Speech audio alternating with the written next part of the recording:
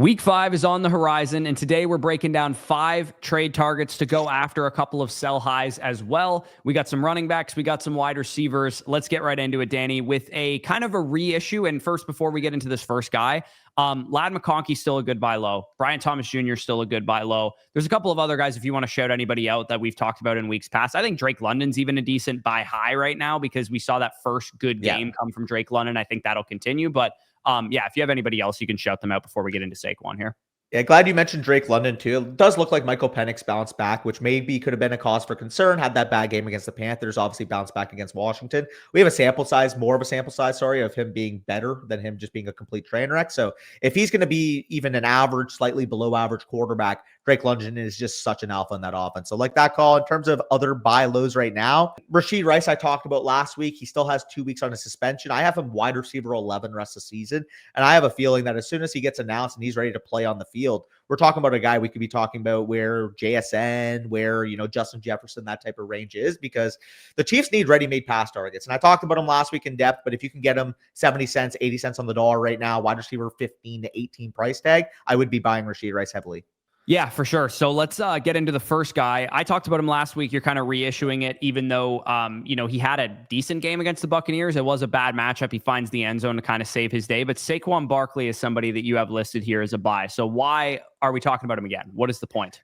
Because he hasn't been the high-end fantasy RB1 that people drafted him to be coming into the season. People drafted him, top 3 running back in ADP, realistically a top 3, top 4 pick in most of your leagues, possibly even the 2nd or 3rd overall pick. And with Saquon Barkley, he's currently the RB12 in fantasy, averaging about 15.7 points per game. So it's not like he's killed you so far, but if you pay an RB3 price tag on a guy that's currently the RB12, you're not feeling too great so far in the season. First and foremost, the biggest issue with Saquon Barkley right now is that the Eagles' offensive line just simply isn't playing well, and Barkley himself just isn't creating those explosive plays like he was doing last year. However, you could point to the fact that Barkley's actually getting better usage than he was last year when he was the RB1 in fantasy, averaging over 22 points per game. Last year, 2.5 targets per game across the year. This year, he is up to 4 targets per game. So when we're looking at the situation, we still trust the Eagles game script. We still trust Jeff Stoutland, the offensive line coach in Philadelphia. And we trust this Eagles offensive line to just simply play better. And I think that also extends to Saquon Barkley. I mean, he's arguably the best running back talent in the league. As soon as he has that, 7.5 yards per carry, 2 rushing touchdown, 45-yard rushing score type of day, he's the type of guy that can be unobtainable after that. Yeah, and if I'm not mistaken, I think Lane Johnson missed this week's game, right? He got banged up at the very minimum. Yeah, he was diagnosed with a shoulder injury. His return is questionable. So against the Rams, he left with a stinger. He's a little bit older. I believe he missed the game against Tampa Bay. And he left the 3rd quarter of the Buccaneers game and kind of re-aggravated that. So he's, the best offensive lineman on the team. So that is going to have a huge impact on Saquon Barkley. And are we going to get Saquon Barkley breaking off these huge long touchdowns week after week? Just a special 2,000-yard season that we saw last year? Probably not. I think if you were going to see that again, we would be seeing it right out the gate. I think it's clear that you and I were both correct to have Bijan Robinson and Jahmyr Gibbs ranked ahead of him. And even some people would have preferred Christian McCaffrey potentially. So I think at the very minimum, you're looking at a high to mid-end RB1 rest of season projection, but we do think better days are ahead. The, 15.7 points per game has kind of been his floor so far, I would say. Yeah, and I would say maybe he's not that 22 point per game player like last year, but he sure as hell on this workload, on the increase in receiving volume, can get back to that 18 point per game range. If you get him to 18 points per game, maybe RB5, RB6 on the season, again, that's a far cry from the RB12 he currently is. So if you can buy him, maybe even a low 1st round, high 2nd round type of price tag on the market, I'd be willing to. Yeah, and some of the trades that have gone through, Kenneth Walker, Christian McCaffrey was kind of down-tiered into Tetairoa McMillan and Saquon Barkley, which I think if you need the wide receiver depth would make some sense. Rome Odunze plus Javonte Williams for Saquon, probably about an even deal, I would say, at face value. But if you're trying to consolidate, it's a 10-team league in that situation. That makes sense. And then Jamar Chase straight, I would rather have Saquon Barkley for sure, given the state of the Bengals offense. Yeah, I would too. Jamar Chase is starting to worry me. And like I said, positive days are going to be happening for Barkley because, how many games are the Eagles going to win? 14? Yeah, no, they're gonna win a lot of games, and hopefully the offense in general starts to pick it up a little bit because the defense and the special teams specifically against Tampa was a big part of why they won that game. Let's move into my number one, which is actually Breece Hall of the New York Jets. The workload for Breece Hall is probably going to go up. I think it's low hanging fruit to say that he just had his number one competition for touches he hasn't been placed on IR officially yet, but Braylon Allen did suffer a knee injury, and it sounds like he will be headed to the IR. This could result in a huge workload increase for Breece Hall, specifically in the red zone, which has been a problem for him since Braylon Allen has been in the fold. He's been sniping away red zone touches, goal line touches, that kind of thing. He's RB25 in points per game right now. So even if the Breece Hall manager is optimistic because Braylon Allen is now injured, I think that you can get a nice little pocket of value. Like I have Breece Hall as my RB15 rest of the season. He's performing as RB25. So I think there's a window that you can exploit there. With Fields back there, I think the offense showed that it's capable of moving the ball and leading to their week 9 bye. They have the Cowboys, Broncos, Panthers, and Bengals for the next 4 games. And 3 of those are top 8 matchups for fantasy running backs. And the other one is the Panthers, which is a very winnable game for the Jets. So when I look at Breece Hall's schedule, when I look at the receiving touches that he's getting, you see on the season, he has a 16% target share, 27% targets per route run. And his routes since the first game of the season have been consistently over 40%. I do think that's going to continue. And I do think Justin Fields is going to continue to rely on him in that regard. Khalil Shakir, Kenneth Walker for Breece Hall. I personally would rather have Breece Hall, but that's a pretty even deal. Kyron Williams, I would rather have Breece Hall. This James Cook deal, I probably wouldn't do because James Cook is just a better asset, especially in a 10-team league. But yeah, J.K. Dobbins plus Darius Slayton, if somebody's excited about him after the Malik Neighbors injury, any kind of like J.K. Dobbins plus type of deal, any kind of like Chase Brown kind of deal or Trey Benson kind of deal, I would rather get up to Breece Hall using players like that.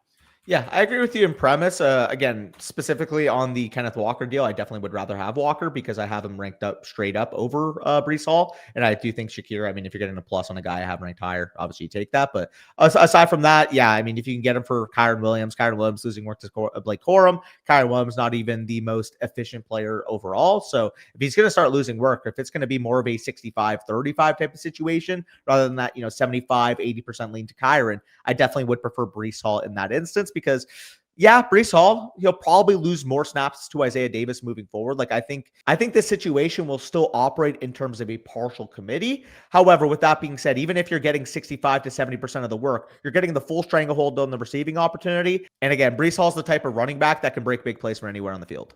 Yeah, and the Jets' offensive line's playing well. I get they're 0-4. They look like kind of a train wreck of a team right now. But I do think, if you recall, like that first year of Dan Campbell, this coaching staff, Aaron Glenn and Tanner Angstrom and stuff, it's kind of taking a little bit of time. Plus, their quarterback was out with a concussion for a game or two. So I just think generally that better days are ahead for the Jets offense. I'm not saying they're going to be like exceptional by any means. I think they'll probably be a below average to bottom 10 offense. But given the workload, the receiving touches that Breece Hall gets, I do think he is somebody that I'd be willing to buy into right now. Your number 2 guy, I mean, I'm just kind of annoyed that you picked him because I knew you were going to talk about him anyways. But I'll let you talk about CeeDee Lamb because I know CeeDee Lamb, even in my opinion here, it's a very great week to buy CeeDee Lamb because you are either 3-1, you're 4-0, and you're looking to make a splash. And I get it. It's low-hanging fruit. Anybody who's ever watched the channel would know that, oh yeah, Danny wants to buy CeeDee Lamb. Like, I get that. But I do think that this week specifically is the optimal week. You're buying CeeDee Lamb when he gets back, high-end wide receiver 1. And I would argue that if he is fully healthy, he is the only wide receiver in fantasy right now that can compete with Puka Nacua at the top end. Because realistically, it sounds like the ankle injury that he suffered isn't all that serious. And every indication is that CeeDee Lamb should be back week 7, week 8 into your lineup. And the big piece of information here is that the Cowboys elected not to put CeeDee Lamb on IR. If they put CeeDee Lamb on IR, it would have been a guaranteed miss of 4 games. They didn't put him on IR. That means that they expect him back within that 4-week timeline, ergo probably about that 2 to 3 week stretch. On top of that, we have clips of him, jumping on the sideline, jumping on that ankle, celebrating that George Pickens big play against the Packers. Based off how he's moving, the type of pressure that he's putting on that ankle, on top of that, Bucky Irving just suffers an ankle sprain. Now he's in a walking boot. CeeDee Lamb was never in a walking boot. So that gives me good vibes in terms of exactly what we're dealing with in terms of the severity of the ankle. And the minute that he's announced, if we get that Jay Glazer report, if we get that report from Underdog on Twitter, CeeDee Lamb is expected to be back week 7 or week 8. Corey, he's going to go up 30% in value. So I think this is the final week you'll be able to get him at this discounted cost because even on the site, everybody has the same access to information. Everybody on the site is updating their rankings every day. Even on the site, he's still being valued as a second-round asset. And like I said, the minute you get that tweet out, he's a top 5, top 8 level asset at worst. Yeah, So my only pushback, because I generally agree with everything you said, and obviously I feel like I need to be the voice of reason here because 90% of our audience should know that you're going to be biased towards CeeDee Lamb and the Dallas Cowboys. But Dak Prescott is objectively playing out of his mind. Like, he's playing super, super well. George Pickens is coming into his own. He's obviously proving that he can command some attention and help move this offense. CeeDee Lamb, my one worry with why I have him ranked in the mid-second round is that this is an injury he's being rushed back from and could re-aggravate itself. That is why I'm not going to go out and say, yeah, if he's healthy, like, he could compete with Puka Nacua, but I'm not going to put him into that stratosphere yet until I see him out there fully healthy for a game or two. And again, if you're willing to buy low on him, you're a 4-0 team, you're a 3-1 team, and you can use some of the deals you can see on the screen here. Travis Etienne plus a bench wide receiver, Michael Pittman and QJ, or DeAndre Swift plus T. Higgins. Like, obviously, these are huge, huge discounts that you're getting on CeeDee Lamb. But when it comes to like selling a really, really good asset for him, like let's say somebody wants Drake London and J.K. Dobbins for CeeDee Lamb, that's where I might get a little bit more apprehensive, because while I prefer CeeDee Lamb in a vacuum, Drake London's still a very good high-end mid-wide receiver one, and you also are giving up a running back who's producing at a high level. So for me, it's like, yeah, I'd like to buy CeeDee Lamb, but I do kind of want him 80, 90 cents on the dollar, which would be a 2-3 turn mid-second round type of asset. Yeah, and I guess that's reasonable. Again, for me, I also have Rashee Rice ranked more aggressively than you. I'm more willing to forego that 2-week absence, quote unquote, for the ceiling. That's not what I'm worried about. I'm not worried about the games you're about to miss with Lamb. I'm worried about him re-aggravating it. Got you. Okay. So let me ask you, so what would you say that risk level is for you? Because objectively speaking, the analysis that you have to have here is, would you rather the maybe 18.5 points per game Drake London would give you, plus potentially, let's just say in the short term, J.K. Dobbins, 14 points per game, long term overall in the year, probably going to end up being an 11 point per game-ish type of player. Realistically, how would you value that in relation to, if we know CeeDee Lamb's healthy, he's probably going to be in that 20 to 23 range? Yeah, I would say that even if he's playing through it and he's healthy, quote unquote, as in he's not missing games, I think that it probably is a 20%, 10% hit on his production. I've seen Deepak talk about the data of high ankle sprains for wide receivers and the re-aggravation risk. And he's like, it's basically a 1.25 chance that he re-aggravates it. And it's also a 10 to 15% production hit. So I think you're talking about a guy who's an 18 to 20 point per game high-end player, assuming he's still dealing with it throughout the season. Again, if he's, for whatever reason, he's fully healthy, like, it's an injury that tends to linger. So that's part of why I'm a little bit more apprehensive to just say, oh yeah, like, buy him and he's going to be a league winner for you. He could be. Absolutely could be. I just don't want to say it's a guaranteed locked and load. It's the same feeling I have about Xavier Worthy, where I'm like, yeah, I like Xavier Worthy. I would love to rank him as like a top 24 receiver rest of the season, but I'm a little apprehensive about the re-aggravation, the re-injury risk.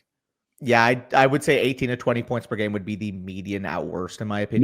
Not with the factoring in that he's playing through injury, though. Sure. But when you factor in he was there without scoring a touchdown in the first 3 weeks, I do think we have to consider that. Or first 2 weeks, apologies, because he got hurt in week 3. Regardless, though, I mean, I'm willing to buy in on the player that I think could eventually be up there with Puka Nacua in our rankings come week 14. Yeah, like, it's a risk. I understand it. Again, yeah, that's if you believe that when he comes back, he'll be fully healthy with no re-aggravations, that's probably the correct opinion. I just am worried that they're kind of rushing him back a little bit, given the severity of this injury. I think they would have been smart to put him on IR and just let him get back fully healthy and be ready to go. But we'll see what happens. Maybe it's just like a grade 1 ankle sprain or something like that. It looked worse than what they're leading on to me.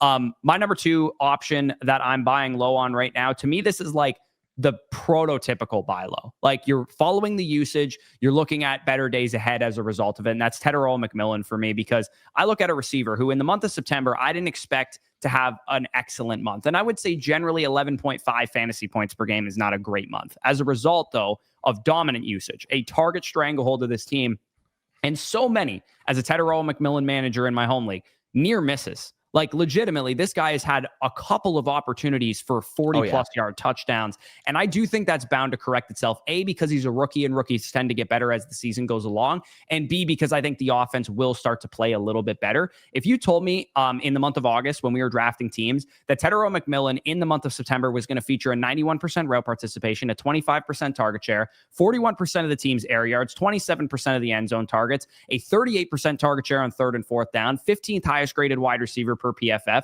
top 24 in yards per route run with a 1.85 yards per route run, which is despite playing on a bad team, I would have drafted him at the 3-4 turn, no questions asked, every single time. I would go a step further. What's up? I would have drafted him over T. Higgins and Marvin Harrison Jr. if I had that data. Yeah, no, exactly. Because I think the upside was those type of receivers, given the size profile and that kind of thing. The best is yet to come with this guy, in my opinion, because Dave Canales' offenses have notoriously performed better in the second half of the season. You look at the 2023 Bucks, you look at the 2024 Panthers. On top of all that, Jatavian Sanders has been out. Jalen Coker has been out. He's coming back soon. This team just needs to move the football better. And Chuba Hubbard has also been banged up a little bit. The Dolphins, Cowboys, and Jets, Danny, the next 3 games. Dolphins, Cowboys, and Jets, the next 3 games. Those are 3 of the worst defenses in football. I think this is, like you said with Lamb, the optimal time to buy Tetairoa McMillan, because I do think it's within the range of outcomes that his second half of the season looks a lot like BTJ and Lad McConkey's. Yeah, it definitely could. He's my wide receiver 14 across the rest of the season. I completely agree with you. I mean, he's currently wide receiver 33 in PPR points per game. And it's just the factor of the offense not really looking good and him not scoring a touchdown. You add in a guy like Jalen Coker, I think that's the most underrated part. The team felt confident trading away Adam Thielen because they expected Jalen Coker to be this team's full-time slot wide receiver. If you guys recall, Jalen Coker in the preseason gets hurt, gets placed on IR. Jalen Coker is eligible to return this week. If he's able to make his return, and now you got someone to take the pressure off of Tetairoa McMillan, like you said, in 3 straight absolutely insane matchups. Miami, seeding fantasy points. Dallas, do I have to even tell you guys how bad they are defensively? There is the very real possibility Tetairoa McMillan is a wide receiver 1 in each of the next 3 weeks. Yeah, no, absolutely. And like I said, the second one of these big plays connects, because he could have had 2 against Atlanta. He could have had 1 in week 3. Like, we've seen near opportunities, PIs, stuff like that. There was a play in week 1 specifically where he had like a 50-yard touchdown where he got pass interfered with and it didn't get called. Like, he's so close, man. He's so close to these big plays. He's so close to that 30-point week that makes you excited that you traded for the guy. Right now, we're going to talk about sell highs, obviously, but like a guy like DK Metcalf, for example, coming off of a big week, easy trade target, right, for Tetairoa McMillan. They're similar types of receivers, but one's getting the usage and one isn't. One has a little bit more upside for touchdown volume and that kind of thing, given the offense that he plays in. So for me, Tetairoa McMillan, such an easy buy right now. One of the prototypical follow the usage, follow the trends, follow the heuristics of rookie receivers getting better. Tet McMillan was also somewhat of a raw prospect coming in. It wouldn't shock me if he looks way better in November than he looks in September, and he looks pretty damn good so far. Yeah, absolutely. Our shared buy, though, is funny enough. We talk about a rookie. We talk about the opposite of a rookie now. Now, unfortunately, since week 1, after we anointed him, maybe he's a mid-first round player, rest away. 2.3 points, 10.7 points, 7.9 points. And it's not like he's lacked efficiency. Like, I would say outside of week 2 against Cleveland, who notoriously at this point, very, very good run defense, 4.17 yards per carry, 5.25 yards per carry in the last 2 weeks. He just simply hasn't gotten volume.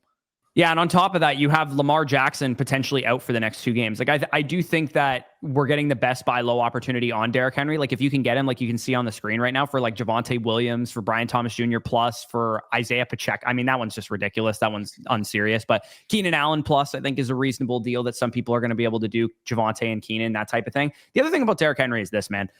As the season goes along, people don't want to tackle Derrick Henry. This guy gains strength as the season goes along. And his last 5 games, if you're thinking, oh, I'm 4-0, I'm 3-1, you're thinking about a playoff run at this point in the season. Cincinnati, Pittsburgh, Cincinnati again, New England. That's 4 of his last 5 games. Those are all top 10 matchups for fantasy running backs. And then we all know big dog in the frozen tundra, Green Bay, probably a weather game in week 17. So his final 5 games, he could legitimately do what Derrick Henry's been doing his whole career, which is winning people championships when it matters most in the month of December. Yeah, it's just funny enough, been a weird stretch of play for him. Like, he's been fumbling recently. He hasn't gotten the, like, I don't know. Is it teams they've been playing too? You got the Chiefs and the Lions. Like, the Ravens are going to have better, easier game scripts ahead where they're not playing 2 of the best 3 to 5 teams in the league. You want to hear a fun stat, Corey? What's that? Justice Hill only has 9 less PPR points than Derrick Henry this year. Yeah, and Justice Hill was, it was a Justice Hill game last week where Cooper Rush comes in. He's not going to be mobile as much. And Justice Hill, of course, in a negative game script, he comes in, he's catching passes, he scores touchdowns, that kind of thing. So right now, like I said, optimal time to buy Derrick Henry, because we are 1 great game away from Derrick Henry being valued right up there with the top running backs in fantasy football. And once Lamar Jackson comes back, which will probably be, it's possible they hold him out to the bye week and he's back in week 8 or whatever it is. But if you can handle maybe having a little bit worse of a projected starting lineup for the next week or 2, and you have to give away Javonte Williams, Keenan Allen types, you have to give away Brian Thomas Jr. plus J.K. Dobbins types or whatever to go get Derrick Henry, you're going to be thanking yourself in the middle of December when he is ripping through the Bengals defense for 200 plus yards. He's the type of guy you want to watch at that time when everybody's scared to tackle, when everybody's scared to hit, cold weather, and you just got that 245-pound freight train getting downhill. Yeah, this dude scales, man. Every single year he scales as the season goes along. Any other guys that you'd want to quickly shout out as buys, like any QBs or tight ends maybe come to your mind as potential buys before we pivot into the sells? I mean, Jaden Daniels still remains a buy. He hasn't been back on the football field. People who have Jaden Daniels is probably a little bit pessimistic right now. Maybe they hit on a waiver wire guy. Maybe they feel confident. Daniel Jones, they picked up early because Jaden Daniels missed time and he's been good. Maybe Dak Prescott was dropped after a bad week and the guy who had Jaden Daniels picked him up. Like, there's real possibility that the guy who has Jaden Daniels, like, for example, in the Flock League, I ended up picking up Caleb Williams. Now I'm in a dilemma where I have two quarterbacks I love rest of the season. So you kind of got to play the scarcity card where someone feels like they have an abundance at quarterback, but are lacking at running back or wide receiver. Try to see if you can get a little bit of a value on JD right now. Yeah, no, exactly. And when you look at like kind of utilization scores of the top tight ends in fantasy, I think it goes without saying that Brock Bowers, given that he's, further and further away from that injury, is probably a good buy. But I also look at some of the utilization scores, the fantasy points, like, dude, Kyle Pitts has really great usage right now. If you want to buy on Kyle Pitts, I don't think it's outrageous to say that he might just be having a much better season than we've seen from Kyle Pitts in recent memory. And I also think it goes without saying, too, that if you're in a winning position, buying Lamar Jackson is probably a good idea as well. Yep, I completely agree. I mean, onesies are going to be available right now. A lot of people feel like they don't need onesies, and if you can capitalize on that, make sure you do it. But we'll go on to the sells now. We'll start off with my sell, and this is really just like an eyeball take. This is really just like understanding the game of football and realizing that this guy's not very good at it. DeAndre Swift, he scored a touchdown on Sunday. He's currently the RB21 in fantasy, so he definitely has value right now. But I would sell him while he still does, because there's the real possibility. I mean, IRL, Swift, inarguably the worst running back in the NFL right now. Like, I don't even think it's a debate. We're starting running back for sure. Correct, yeah. I mean, other than maybe Isaiah Pacheco and Kareem Hunt. Yeah, whichever one you consider the chief starter. Bottom two starting running back in the NFL. And there's a real possibility with the Bears on bye, we see more Monangai coming out of the bye week. And that is my main worry, because Kyle Monangai, he's like the opposite of DeAndre Swift. DeAndre Swift, flashy, likes to make those big plays, prone to mistake. Kyle Monangai, he's not the most elusive, not the most dynamic back in the world, but he doesn't fumble. And he's no nonsense. And I think at this point, with how the Bears passing offenses look, there's a real possibility that Ben Johnson just says, hey, especially in early downs, especially between the 20s, let me feed Monangai between the tackles. And then maybe on third down is where I weaponize DeAndre Swift. If DeAndre Swift goes from a 12, 13, 14 carry back to more so in that 5 to 7 carry while remaining 4 to 6 target range, I feel like he's more so going to be a desperation flex rather than the low end running back 2 he currently is. So if you can sell him on the, he's the running back 1 for Ben Johnson, Bears offense looks good, there's going to be some Joe Schmo in your league that's going to take the bait. Yeah, no, for sure. I think he's a good option, a good shout out, because he's just not that good, honestly. Yeah. Like, he's getting the usage, just like Tony Pollard. Tony Pollard's another one that you could maybe talk about as like, dude, Tajay Spears is coming back soon. He's not that good. The fucking Titans offense stinks. So it's possible that these type of guys that are just getting the work don't just get the work for 17 straight games. Like, and DeAndre Swift, I would be shocked if by week 13, we're talking about him still like, all right, well, he's still getting all the volume. Like, eventually they're going to do something. Maybe they do something at the deadline even, potentially. They might even be in the market for an Alvin Kamara, for some of these other running backs that may be available. Yeah, I think that's a big point, too, because it doesn't have to be Monangai. Because I know when I said Monangai, you're like, Monangai is just a guy. The worse Monangai is, the more motivated they would be to trade for somebody better.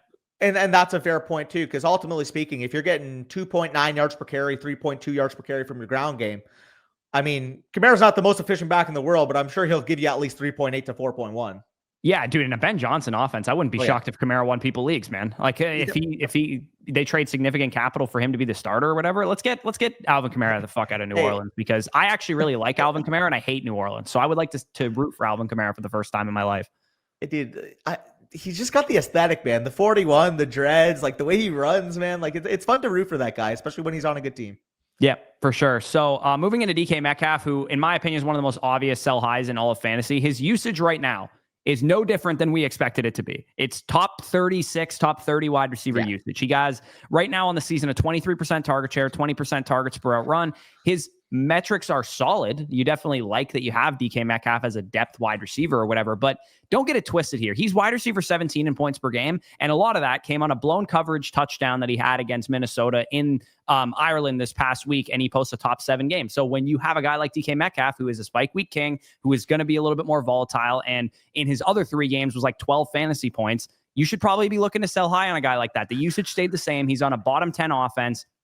And when you look at by the end of the year, we're going to look up and we're going to see DK Metcalf, wide receiver 33 in points per game, and it's not going to shock anybody. So take advantage while he might be valued as a wide receiver 2 on the open market right now. He is on bye week this week, so that might be a challenge for you to try and sell him.